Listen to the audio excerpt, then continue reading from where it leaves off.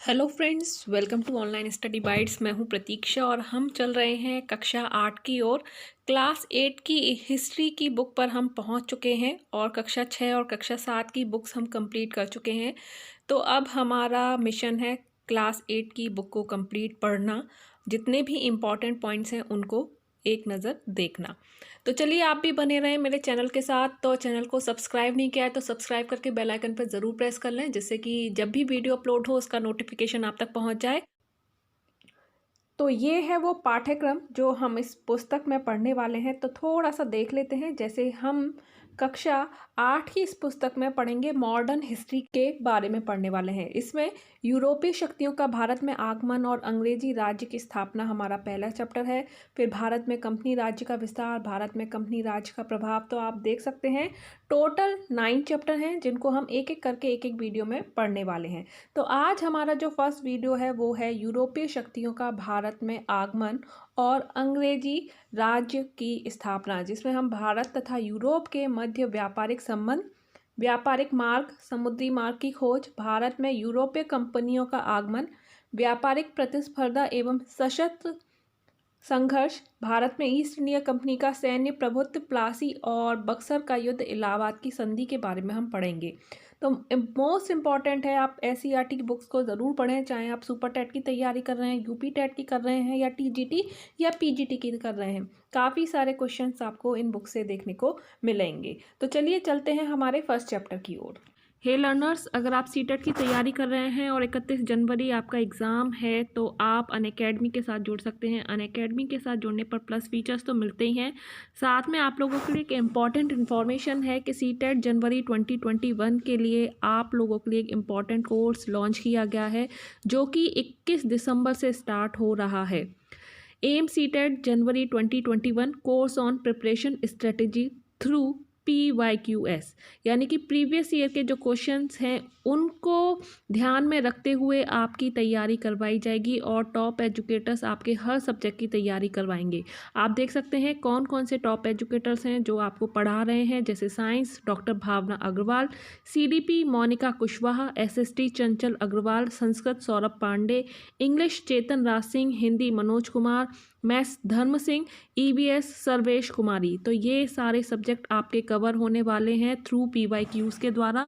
आपको link description में मिल जाएगा। डिस्क्रिप्शन में लिंक पर क्लिक करके आप इस कोर्स को ज्वाइन कर सकते हैं। आप मेरा रेफरल कोड यूज़ करके इस क्लास को अनलॉक कर सकते हैं और अगर आप सब्सक्रिप्शन लेते हैं तो आपको 10% का डिस्काउंट भी मिलने वाला है। तो आप इसको ज़रूर यूज़ करें। आप देख सकते हैं आप टेट का प्लस सब्सक्रिप्शन ले सकते हैं। आपको बस एक बार ही सब्सक्राइब करना है। आप चाहे टेट की तैयारी कर रहे हैं या किसी एसटेट की तैयारी कर रहे हैं, आप किसी भी स्टेट लेवल के टेस्ट के जो कोर्स हैं उनको भी अनलॉक कर सकते हैं। बस आपको एक बार ही सब्सक्राइब करना होगा। अलग अलग कोर्स के लिए आपको बार बार पे नहीं करना होगा। अगर आप 1 साल का सब्सक्रिप्शन लेते हैं, जो कि यहाँ 7200 है, और उसमें आप डालते हैं मेरा रेफरल कोड प्रतीक्षा टेट, जो कि आपको स्क्रीन पर शो किया गया था, तो आपको 10% का डिस्काउंट मिलता है। साथ ही आपको ये जो कोर्स है 1 साल का, वो सिर्फ 300 रुपये महीने के बेस पर, यानी कि 300 रुपये महीने का ही पड़ने वाला है। इस पर 10% का आप डिस्काउंट लगाएंगे तो ये सिर्फ आपको पड़ेगा 270 रुपये का। तो आपको कम प्राइस में इतनी अच्छी चीज़ मिल रही है। आपको हर सब्जेक्ट की तैयारी पूरी करवाई जाएगी, पूरा सिलेबस, पूरा PDF आपको प्रोवाइड करवाया जाएगा। तो फर्स्ट चैप्टर की ओर पहुंच चुके हैं और इसके बारे में महत्वपूर्ण तथ्य पढ़ लेते हैं। तो सबसे पहले हम व्यापारिक मार्ग के बारे में पढ़ेंगे। प्राचीन काल से ही भारत का विदेशों से संपर्क रहा है और 16वीं शताब्दी से भारत से व्यापार करने के लिए यूरोपीय शक्तियों ने भारत आना प्रारंभ किया, जिसमें पुर्तगाली, डच, फ्रांसीसी और जो अंग्रेज जो थे, ब्रिटिश जो थे, वो प्रमुख थे। और भारत और यूरोप के मध्य व्यापार जो होता था वो जल और थल के द्वारा होता था। इन मार्गों की जो संख्या थी वो कितनी थी? 3 थी। पहला जो मार्ग था वो फारस की खाड़ी से होता हुआ समुद्री मार्ग था।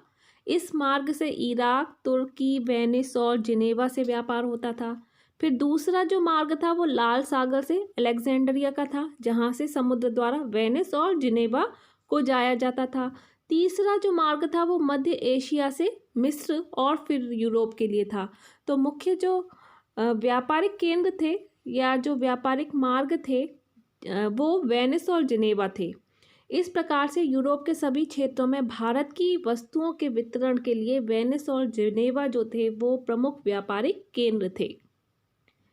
15वीं शताब्दी की बात करें, 1453 ईस्वी में कुस्तुनतुनिया पर तुर्कों ने अपना अधिकार कर लिया। अब तुर्कों ने यूरोप और भारत के मध्य पुराने सभी संचार के माध्यमों को बंद कर दिया। कुस्तुनतुनिया नगर व्यापार मार्ग का मुख्य द्वार था, अतः व्यापार के लिए यूरोप के व्यापारियों को कुस्तुनतुनिया नगर पार करना ही पड़ता था। लेकिन तुर्कों द्वारा मार्ग पर कब्जा होने के कारण यूरोप और भारत के मध्य व्यापार को बहुत धक्का लगा। कुस्तुनतुनिया की वजह से यूरोप और भारत के बीच व्यापार जो था वो बंद हो चुका था। इसकी वजह से समुद्री मार्ग की खोज जो थी वो प्रारंभ की गई। अब यूरोपीय वासियों ने व्यापार के लिए समुद्री मार्ग की खोज करना आरंभ कर दिया और इन जगहों की खोज मात्र संभावनाओं के आधार पर थी। इसलिए कुछ नाविकों ने यूरोप के उभरते राज्यों के महत्वाकांक्षी राजा व रानियों को धन, धर्म और ध्वज के सपने दिखाए। धन जैसे राज्य की आमदनी के लिए खजाना इकट्ठा करना, कीमती धातु, सोना, चांदी आदि व मसालों के फायदेमंद व्यापार से कर एकत्रित करने की संभावना थी। धर्म, ईसाई धर्म का दूर दराज इलाकों में प्रचार करना। और ध्वज की बात करें तो यूरोप के राष्ट्रों का झंडा दूर दूर के उपनिवेशों पर फहराए, जिससे कि उनका साम्राज्य बढ़ जाए। अब यूरोप के राजाओं ने उन नाविकों की जो समुद्री यात्राओं का जो खर्चा था वो उठा लिया, यानी कि उनका वहन किया। इनके नाविकों ने कुतुबनुमा की सहायता से रास्तों की खोज की।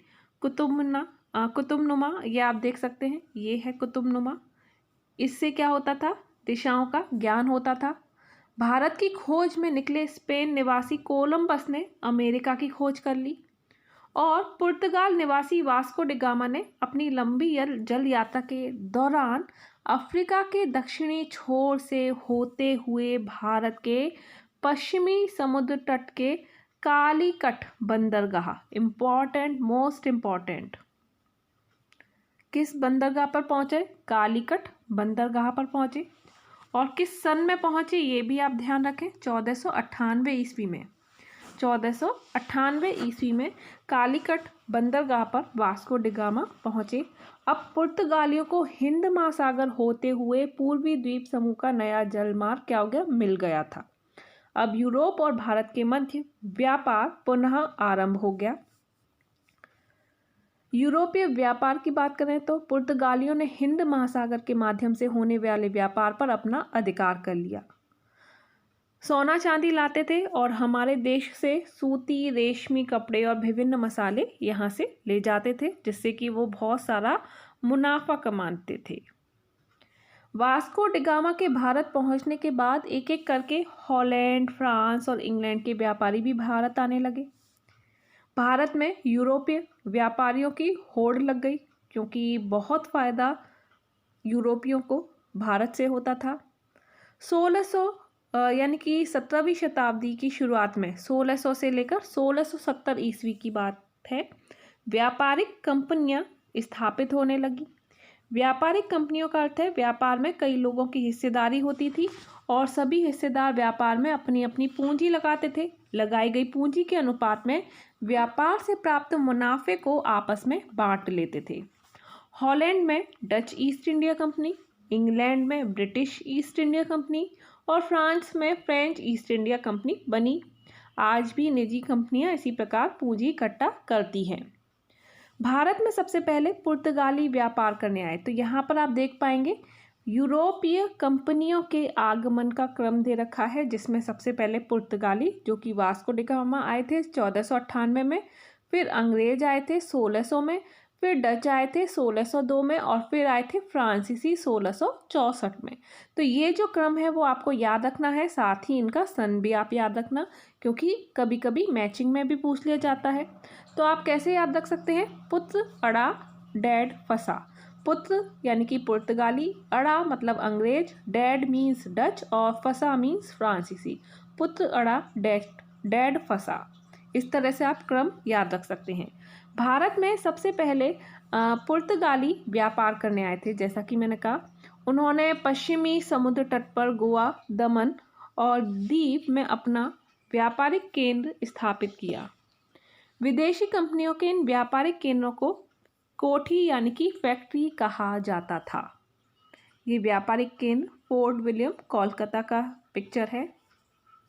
इसके बाद फैक्ट्री क्या होती थी? फैक्ट्री जो शब्द का प्रयोग व्यापारिक केंद्रों में स्थापित कार्यालय अथवा कोठी से है। फैक्टर शब्द का अर्थ एजेंट है, और जहाँ पर ये एजेंट काम करते थे, कंपनी की ओर से कार्य करने वाले व्यापारी एजेंट जिस कोठी में काम करते थे उसे फैक्ट्री कहा जाता था। यूरोपियों की बस्तियों के लिए भी सैनिक रखे जाते थे। कोठियों की रक्षा किलों की तरह ही होती थी, और इन किलों की सुरक्षा के लिए यूरोपीय व्यापारियों के सशस्त्र सैनिक तैनात रहते थे।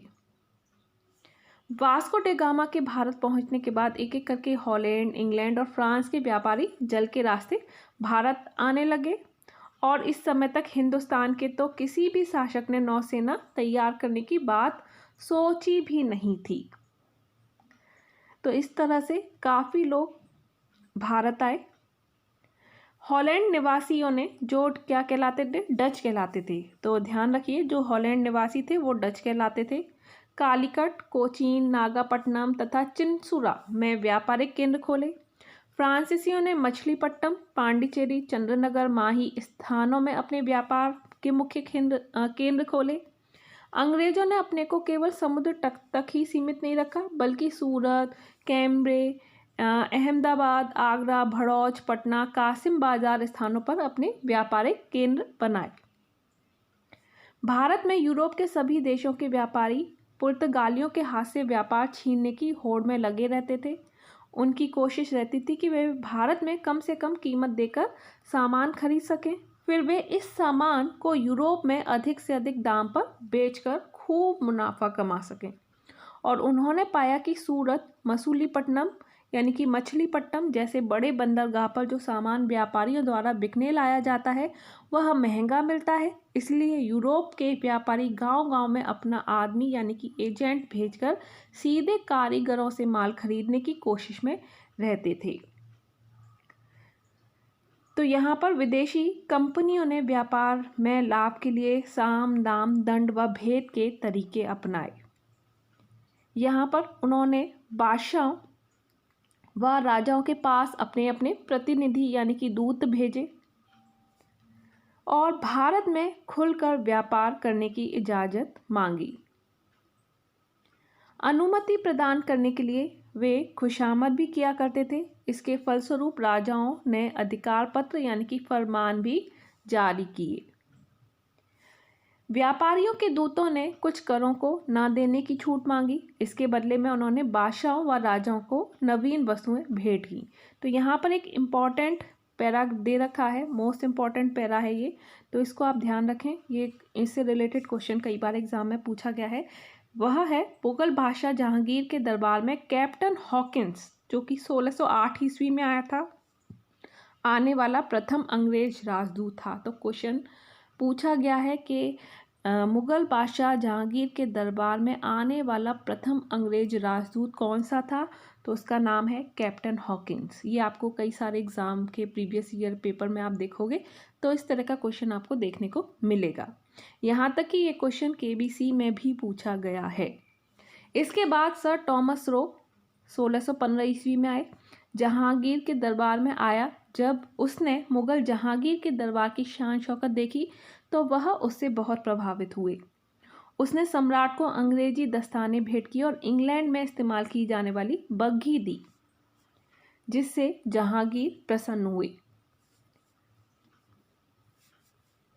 राजाओं के मन में यह आशा थी कि वह उनके राज्य का खजाना बढ़ेगा और करों में छूट देने से उनके राज्य में ज़्यादा व्यापार आकर्षित होगा और राज्य खूब फलेगा फूलेगा, इससे और अधिक कर मिलेगा। तो इस मतलब ये सारी सोच रखने की वजह से वो लोग यूरोपियों को छूट देते चले गए। अंग्रेज, फ्रांसीसी व डच कहते हैं कि व्यापार की छूट दोगे तभी हम हिंदुस्तानी जहाज़ों की सुरक्षा की गारंटी देंगे, नहीं तो मौका मिलने पर उन्हें लूटा व डुबोया जाएगा। इन नीतियों व स्थितियों का फ़ायदा उठाकर यूरोप के व्यापारियों ने हिंदुस्तान में व्यापार से खूब लाभ कमाया। उन्हें कई कर न देने की छूट मिली। ज़मीन खरीदकर उन्होंने अपने गोदाम, घर, बंदरगाह और अपने किले भी बनवाए। तो यहाँ पर हमारा जो चैप्टर है वो एंड होता है और आपने बहुत सारे इम्पोर्टेंट पॉइंट्स देखे होंगे, तो ये आप ज़रूर देखें, ज़रूर पढ़ें बुक्स को, एससीईआरटी की बुक्स को, क्योंकि आपको बहुत हेल्प मिलने वाली है आपके एग्ज़ाम के लिए।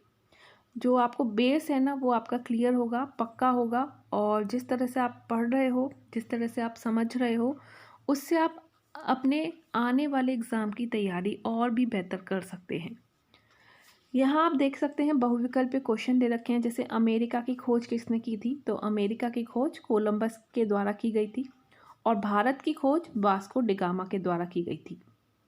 हॉकिंस जो था वो पहला अंग्रेज था जो भारत आया था और किसके दरबार में आया था, जहांगीर के दरबार में। यहाँ आप देख सकते हैं मुगल बादशाह जहांगीर के दरबार में आया था। उसके बाद जो टॉमस रो है वो आया था। दूसरा हमारा जो प्रश्न है वो है, भारत में सर्वप्रथम कौन सा यूरोपीय व्यापारी आया, अंग्रेज, पुर्तगाली या फ्रांसीसी या डच। तो सबसे पहले पुर्तगाली जो थे वो भारत आए। तो पुत्र अड़ा डेट फंसा, आप इस तरह से ध्यान रखें। और यहाँ अति लघु उत्तरीय हैं, तो आप क्वेश्चन देख सकते हैं। आप कोशिश कीजिए इनका आंसर देने की। अगर नहीं आ रहा है तो आप वीडियो दोबारा देखें, आपको सभी के आंसर मिलेंगे। और अगर कोई डाउट है तो आप कमेंट में लिख सकते हैं। वीडियो कैसा लगा ये भी आप कमेंट में लिख सकते हैं। तो नेक्स्ट वीडियो में हम मिलेंगे नेक्स्ट चैप्टर के साथ। अभी के लिए इतना ही। और प्लेलिस्ट में आप ज़रूर देखें, डिस्क्रिप्शन में आपको प्लेलिस्ट का लिंक दिया है जहाँ पर आपको कक्षा 6 और 7 की बुक्स भी मिल जाएंगी, तो उन्हें भी ज़रूर पढ़ें। अभी के लिए इतना ही। Bye bye, take care and thanks for watching.